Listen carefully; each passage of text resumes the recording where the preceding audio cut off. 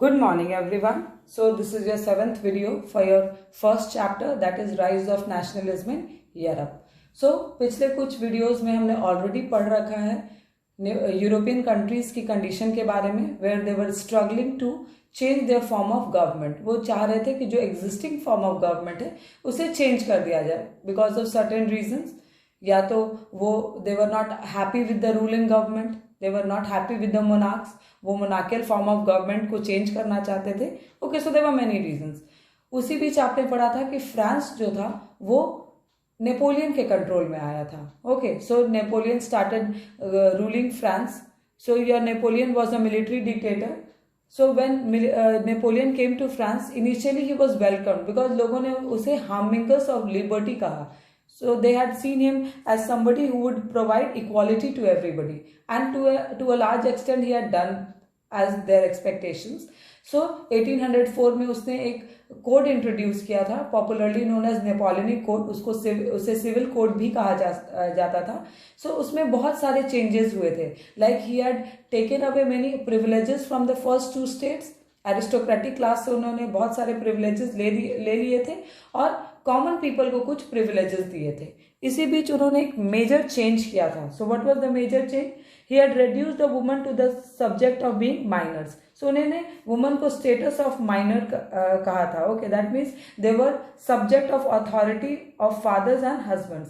That means अगर शादी से पहले एक लड़की है, एक गर्ल है, so she is subject to her father. उसे जो भी कुछ करना है, she has to take permission from her father, and after marriage she has to do same with her husband. उसे जो भी करना है उसे अपने हस्बैंड के परमिशन से ही करना है। That means women had no identity in France by this time, I am telling. Okay, so they had no identity in France. But if you see, women since long were busy participating in the revolution.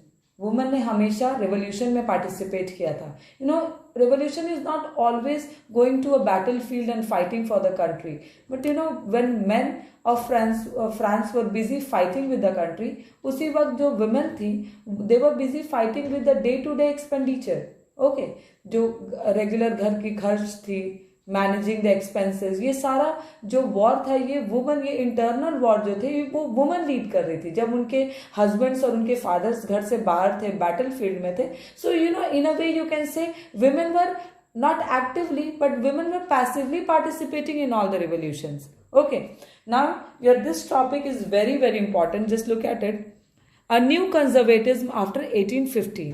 Okay, so एक अभी तक आपने पढ़ा था liberal nationalism. सो एक जो लोग थे वो लिबरलिज्म आपने पढ़ रखा था। जहां भी आप देखेंगे ना ये वर्ड ISM, इज्म, इसका मतलब एक आइडियोलॉजी होता है। ओके, कंजर्वेटिव आइडियोलॉजी को क्या बोलते हैं? कंजर्वेटिज्म। लिबरल आइडियोलॉजी को क्या बोलते हैं? लिबरलिज्म। सोशल आइडियोलॉजी को क्या बोलते हैं? सोशलिज्म। ओके, सो ऐसे लोग जो कंजर्वेटिव आइडियोलॉजी के थे उन्हें कंजर्वेटिव बिलीव करते थे। Sorry, but you know you can से they basically believed in conservative ideas. Okay, अब ये कंजर्वेटिव आइडियाज क्या थे, कौन थे कंजर्वेटिव्स, ये हम आगे पढ़ेंगे। Now, who were conservatives? So conservatives were the people who believe that the traditional institute should be preserved. So ऐसे लोग जो बिलीव करते थे कि जो सालों से जो प्रथा चली आ रही थी मोनार्कियल फॉर्म ऑफ गवर्नमेंट की, दैट मीन्स एक रॉयल फैमिली हो और उसी के जो मेंबर्स हैं वही अब आगे आगे थ्रोन को लीड करें। Okay, they should be put on the throne. ऐसा एक सिचुएशन हो जहां रॉयल फैमिली ही रूल करे, ये ऐसे फॉर्म ऑफ गवर्नमेंट को प्रमोट करते थे। What is conservatism? A political philosophy that stresses the importance of tradition, established institutes and customs, and prefers gradual development to quick change.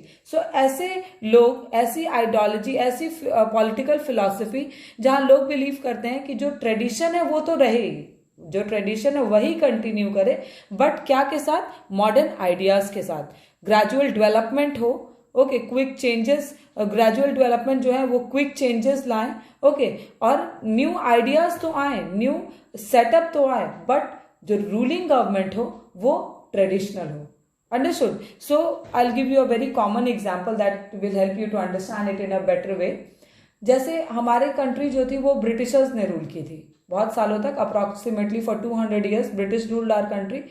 British, you can not deny that Britishers जो थे वो बहुत ही, उनकी जो administrative setup थी वो बहुत ही स्ट्रांग थी. If you see in India your this 3-tier system of governance, ये सारा जो पुलिस का सेटअप है, ये सारा जो ये पूरा सेटअप जो एडमिनिस्ट्रेटिव सेटअप है वी फॉलो ऑफ ब्रिटिशर्स. उनकी ट्रांसपोर्ट, टेलीकम्युनिकेशन, ये सारा हम फॉलो करते हैं. इफ यू सी रेलवेज कब इन्वेंट हुए थे?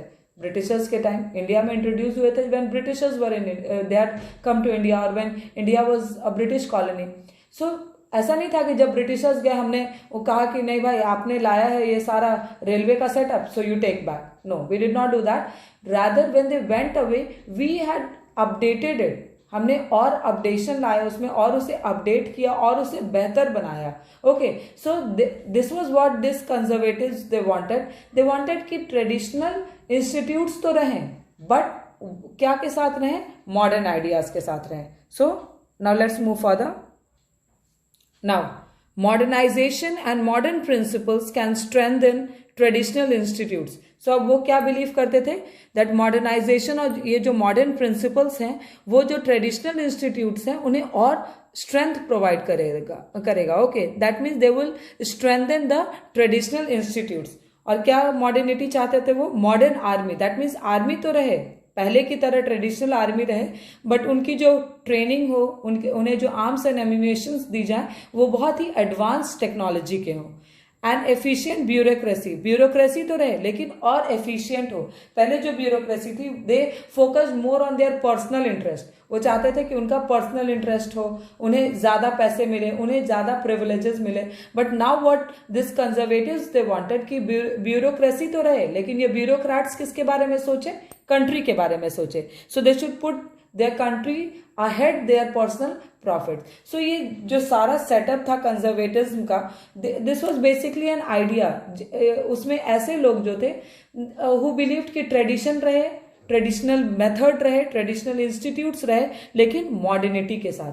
सारा कुछ मॉडर्न सेटअप रहे with traditional institutes. Okay, so I think if you remember in class 8th, not 8th, but in class 9th, I guess you would have read about revolutionaries, radicals and conservatives.